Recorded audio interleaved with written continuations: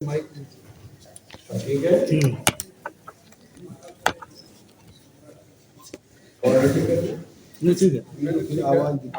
मित्रों, अखिलेश जी ने एक घटनाक्रम की जानकारी आपको दी, लेकिन पहली बार हो रहा है, यानी पहली बार संसद का उपयोग मोदी सरकार और भारतीय जनता पार्टी जो इस मुल्क की आजादी की लड़ाई के मूल्य और उसकी विरासत है, उस विरासत पर हमला करने का इस्तेमाल संसद को करता है।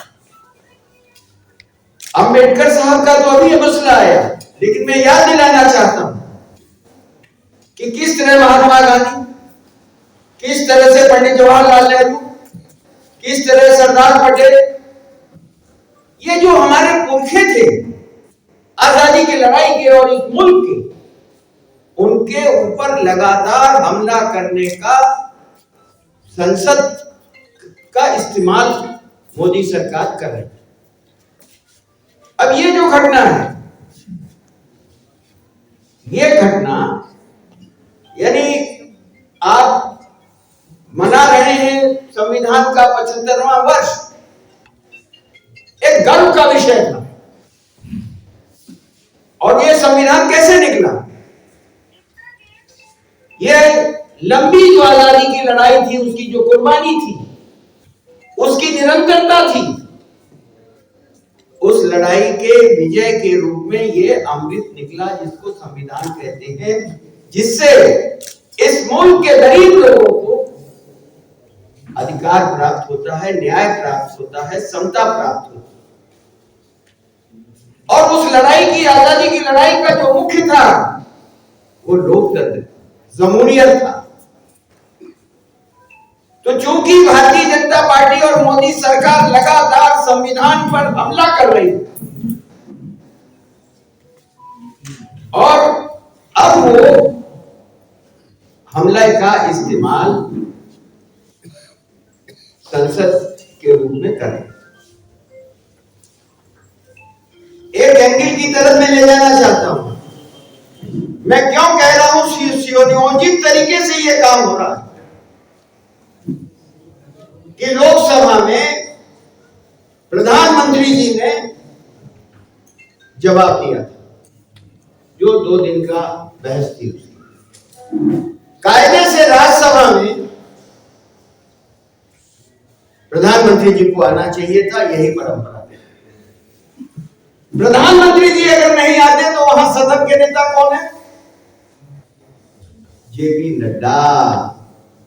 नड्डा का अधिकार बनता है, परंपरा बनती है, लेकिन नियोजित था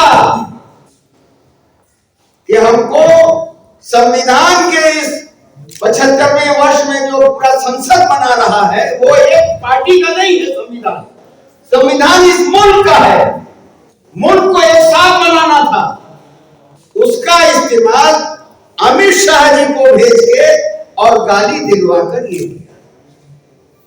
भाई हम तो काशी के हैं, हम तो बाबा विश्वनाथ को, संकट मोचन को श्रद्धा और धर्म से मानते हैं, लेकिन अमित शाह, तुम तो 90 के बाद से राम राजनीतिक रूप से रचप रहे हो, तो कै पुस्तका तुमने स्वर्ग का तुम्हारे पास गारंटी कार्ड आ गया, बताओ, सुनाइए जरा।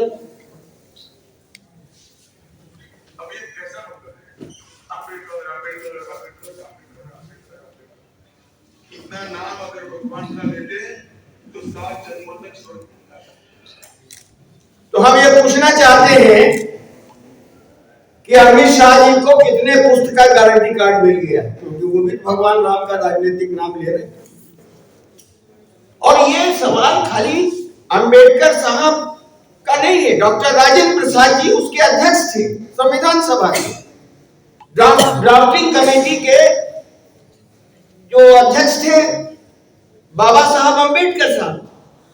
और पटना के लिए और बिहार के लिए तो गौरव का विषय है कि जो 5 आदमी थे जो हैंड रिटिंग संविधान बना था उसमें सिन्हा साहब संविधान, उनकी तबीयत खराब थी तो जो हैंड रिटन संविधान था वो दस्तखत कराने के लिए यहां भेजा गया। तो बिहार का क्योंकि डॉक्टर राजेंद्र प्रसाद जी और यहां तमाम लोग, और ये कांग्रेस पार्टी ये कहना चाहती है कि महात्मा गांधी हो, पंडित जवाहरलाल जी हो, मौलाना आजाद हो, बाबा साहब अम्बेडकर हो, और जितने भी हमारे आजादी की लड़ाई के हमारे नेता थे, ये हमारे पुरखे हैं, ये इस मुल्क के पुरखे हैं, और इनकी विरासत की लड़ाई के लिए कांग्रेस पार्टी किसी भी दूरी तक जाने के लिए तैयार है। क्योंकि अगर संविधान कमजोर होगा तो इस मुल्क का लोकतंत्र और जमहूरियत कमजोर होगी और गरीब को न्याय इस देश में नहीं मिलेगा। और आज और मोदी सरकार है वो इस मुल्क में जमहूरियत को कमजोर करना चाहती है। अभी आपने देखा कि कल चुनाव के जो नियम है इलेक्शन कमीशन में और उसमें कि आप पेपर नहीं देख सकते, वो बदल दिए। जिस तरह से संवैधानिक संस्थाओं को कमजोर करने का काम, उस पर हमला करने का काम किया जा रहा है, उनका उपहास उड़ाने का काम किया जा रहा है, अब ये मुल्क बर्दाश्त नहीं कर सकता। और कांग्रेस पार्टी पूरे देश के पैमाने पर, और कांग्रेस पार्टी ही नहीं, और ये जो सोचते हैं लोग कि बाबा साहब दलित थे इसलिए दलित है के नेता है, नहीं, बाबा साहब इस देश के हक उन लोगों के खिलाफ और उन लोगों के पक्ष में खड़े हुए इंसान हैं जो इस मुल्क में जमहूरियत चाहता है, इंसाफ चाहता है, इंसानियत चाहता है, और उसके साथ साथ समता का भाव लोगों के मन में और देश की हुकूमत के कार्यों में लाना की जो बात है वो उसके प्रतीक है। तो ये जो हमले हो रहे हैं वो व्यक्ति पर नहीं हो रहे हैं, क्योंकि आजादी की लड़ाई में इनके पुरखों का कोई जगह नहीं। हमने तो अपने पुरखे बताए, लेकिन भारतीय जनता पार्टी अपने पुरखों का नाम बताए जिन्होंने आजादी की लड़ाई लड़ी हो। तो आज कांग्रेस पार्टी इसी के लिए पूरे देश में कर रही है, और 26 तारीख को बेलगांव में आज से 100 साल पहले महात्मा गांधी कांग्रेस पार्टी के अध्यक्ष चुने गए थे। पूरी की पूरी CWC, प्रदेश अध्यक्ष, CLP, ये सारे लोग वहां पर इकट्ठे हो रहे हैं, और ये संविधान की रक्षा के लिए, आजादी की लड़ाई के मूल्यों की रक्षा के लिए हम 27 तारीख को वहां एक बहुत बड़ी रैली करने जा रहे हैं। आज पूरे देश में जगह जगह ये आप लोगों के माध्यम से लोगों तक पहुंचा रहे हैं, और कल हर जगह जैसा बिहार में भी बताया कि जो है मार्च होगा, संविधान मार्च, और इसका हम आपसे भी चाहेंगे जो इस देश के जितने प्रबुद्ध लोग हैं, जो इंसाफ और इंसानियत में विश्वास करते हैं, जो जमहूरियत में विश्वास करते हैं, हम उनका भी आह्वान करना चाहते हैं कि वो भी आगे आए और इस मुल्क को हम कम से कम वो मुल्क हम आगे आने वाली पीढ़ी को हम दे सकें जिस मुल्क को हमने जिया है। आज खतरा इस बात का है कि हमारी पीढ़ी ने या यहां बैठी हुई पीढ़ी ने जिस हिंदुस्तान को देखा है, उस हिंदुस्तान को आगे आने वाली पीढ़ी देख पाएगी कि नहीं। इन्हीं विषयों को लेकर आप के सामने कांग्रेस पार्टी आई है, और पूरे देश के पैमाने पर हम इस सवाल को उठाएंगे, और किसी भी कीमत पर अपने पुरखों आजादी की लड़ाई के मूल्यों को कमजोर कांग्रेस पार्टी नहीं होने। मोहन जी, एक सवाल है, बिहार के जो दलित नेता हैं जो अभी एनडीए के साथ हैं, वो सवाल खड़ा कर रहे हैं कि आपने बाबा साहब को 2 बार चुनाव मिला, इंदिरा गांधी को उनसे पहले मिल गया, तो ये सारी सवाल हैं जो यहाँ के जो दलित नेता हैं जो एनडीए के साथ है वो पूछ रहे हैं। कानून मंत्री कौन बनाया था? जो है ना एनडीए वाले, उनसे थोड़ा पढ़ लिख के आए। गिरिराज सिंह कह रहे हैं राहुल गांधी ने धक्का दिया था पहले और वो मॉन्स्टर की तरह ट्वीट कर रहे हैं। ऐसा है भाई कि गिरिराज जी जो हैं लगनशील तो हैं, लेकिन कई बार विवेकहीन भी होते और ऐसे विद्वान लोगों का कोई जवाब नहीं होता। सीसीटीवी है वहाँ, ये है। अब आपको मैं एक बात बताऊं जो अध्यक्ष जी ने हमारे कहा, और आप लोग हमसे ज्यादा जानते हैं कि अगर कहीं कोई घटना होती है तो पहले सीसीटीवी देखा जाता है, फिर एफआईआर। और सीसीटीवी वहां कोने कोने पर लगा हुआ है और जो कि लोकसभा अध्यक्ष के अधिकार क्षेत्र में आता है। तो क्या क्राइम जांच कर रही है राहुल गांधी के खिलाफ, तो एफआईआर लिखने के पहले क्या उस सीसीटीवी को देखा गया या सार्वजनिक किया गया? जो लोग ऐसा बोल रहे हैं उनको हम चैलेंज देते हैं कि अगर सरकार में दम है तो वो सीसीटीवी कैमरे को सार्वजनिक करे। मालूम पड़ जाएगा कि अपराध जो है वो एनडीए के लोग कर रहे थे, प्रधानमंत्री और अमित शाह के इशारे पर कर रहे थे कि ये जो लोग इस देश के करोड़ों लाखों लोगों के अधिकारों के लिए जो लोग लड़ रहे थे वो कर रहे थे। अपराध किसने किया, ये बात सामने आ गई। अखिलेश जी सवाल एक आपसे, गुंडागर्दी की जा रही है कांग्रेस के तरफ से सदन में, विकास दुबे ने ये विरोध किया है सदन के अंदर, क्यों ये बात कही है? किन लोगों का नाम ले रहे हैं आप?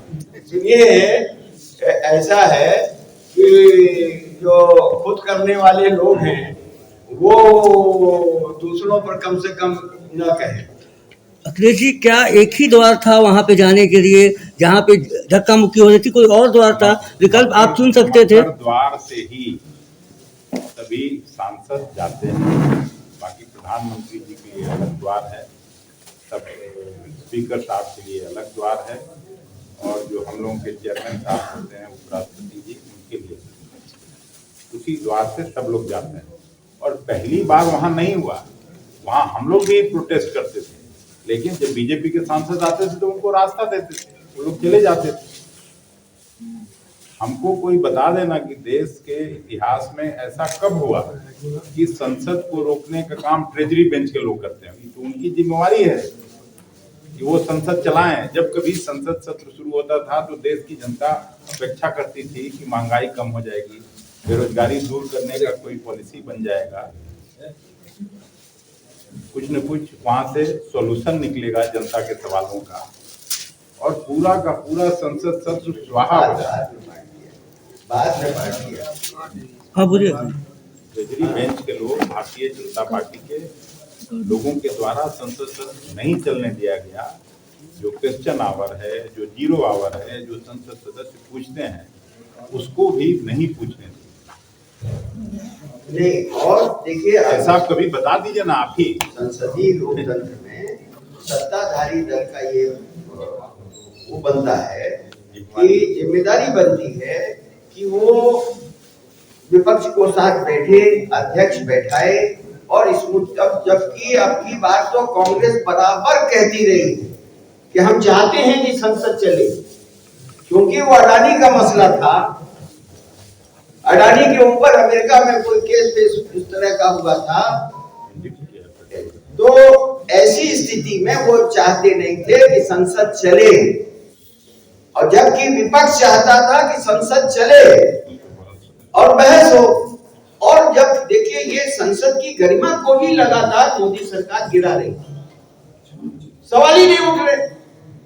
हम लोग छोटे थे तो संसद के अखबारों में देखते थे कि आज संसद में क्या सवाल उठे, कौन लोग बोले। आज सारी संसद के अंदर वो सारे सवाल जो आम लोगों की जिंदगी से जुड़े हुए सवाल हैं वो नगण्य हो गए हैं या खत्म। सर आप लोग लेकिन अमित शाह के आरोप आप इस्तीफे लोग की पे मांग लगा कर कि रहे हैं, आपको क्या लगता है कि सदन नहीं चलने अमित दे शाह रहे। इस्तीफा देंगे या फिर वो माफी मांगेंगे? आप लोग तो उनकी माफी की मांग कर रहे हैं। नहीं, हम माफी की भी मांग कर रहे हैं और इस्तीफे की भी मांग कर रहे हैं। अब उनका विवेक क्या कहता है, उनकी विचारधारा क्या कहती है, ये उनके ऊपर। ठीक है। Thank you. धन्यवाद। मित्रों, राजेश राठौर जी ने चूंकि सभी का नाम ले लिया है, बिना कोई पृष्ठभूमि दिए मैं सीधे तौर पर अपनी बात आपको कहता हूं। मैं केवल एक लाइन अलग से श्रद्धेय मोहन प्रकाश जी का हम इस संवाददाता सम्मेलन में हार्दिक स्वागत करते हैं और इनकी उपस्थिति से निश्चित रूप से हम लोगों को और बल मिलेगा, ताकत मिलेगा। आपने देखा होगा पिछला जो लोकसभा राज्यसभा का सत्र था, पार्लियामेंट सेशन था, वो किस तरह से समाप्त हुआ और उसमें जो कुछ भी हुआ आज तक आजादी के बाद से पार्लियामेंट में रहते हुए मुझे भी लोकसभा राज्यसभा में एक युग से ज्यादा बीत गया, लेकिन मैं कभी भी ऐसा सत्र का संचालन में नहीं देखा जब ट्रेजरी बेंच के लोग ही कोई बिजनेस नहीं होने देना चाहते।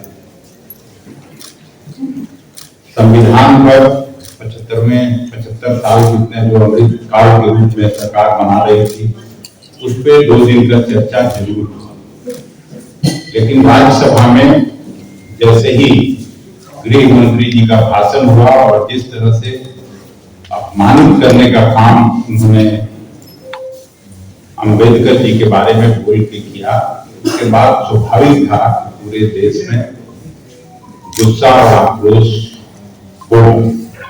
सभी न केवल इंडिया गठबंधन के लोग बल्कि सिविल सोसाइटीज के लोग पूरे देश में अपने गुस्सा का इजहार कर रहे थे।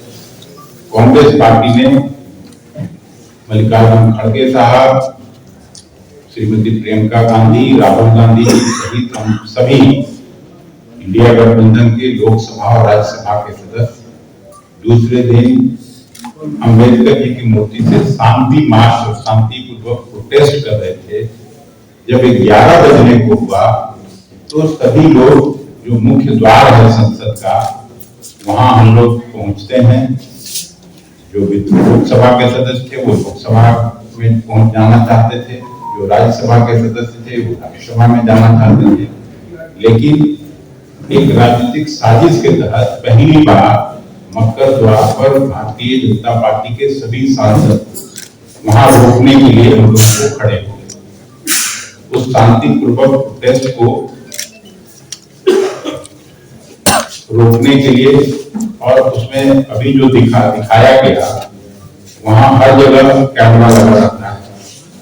अगर एफआईआर करना ही था, जो सारंगी जी जा रहे थे वो मुझको भी मिले। मैंने पूछा उनसे क्या हुआ सारंगी, तो नहीं धक्का दे दिया कोई, मैं गिर गया। राहुल जी का नाम उन्होंने नहीं लिया उसने, लेकिन वहां से गए, बातचीत करते हुए सबसे हंसते हुए गए, लेकिन वहां जाके हॉस्पिटल में भर्ती हुए। एक साजिश के तहत ये भारतीय जनता पार्टी की लीडरशिप के द्वारा कराया गया, बल्कि उल्टे हम लोगों के अध्यक्ष खड़गे जी को धक्का दिया इन लोगों ने, वो गिर गया, जमीन पर बैठ गए। बाद में हम लोग चेयर लाके उनको बैठाए, वहीं प्रियंका जी भी खड़ी थी और राहुल जी पर आरोप लगता है।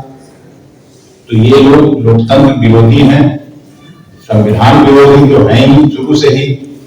ये लोग इस संविधान को नहीं चाहते थे, ये लोग नरकुरिया संविधान लागू करना चाहते हैं। अम्बेडकर जी के संविधान का हमेशा से मुखालफत और खिलाफत करते रहे हैं, ये कोई नई बात नहीं। लेकिन हम पूरे केवल बिहार में नहीं, पूरे ये देश में इसका मुखालफत हो रहा है कि अम्बेडकर जी के प्रति जो अपमान का भाव गृह मंत्री ने राज्यसभा में कहा, उसके खिलाफ केवल कांग्रेस पार्टी ही नहीं बल्कि देश की जनता, खास करके दलित बिरादरी के लोग अपने को अपमानित महसूस कर रहे हैं। पूरे राज्य में एआईसीसी के द्वारा भी और बीपीसीसी के द्वारा सभी जिलों में हम लोगों का लगातार इसके खिलाफ आक्रोश मार्च कल भी होगा और फिर प्रखंड स्तर पर, नीचे विलेज स्तर पर, हम लोग पंचायत स्तर पर इसको ले जाएंगे और कभी भी संविधान का और अंबेडकर जी का अपमान कांग्रेस पार्टी तो बर्दाश्त नहीं करेगी।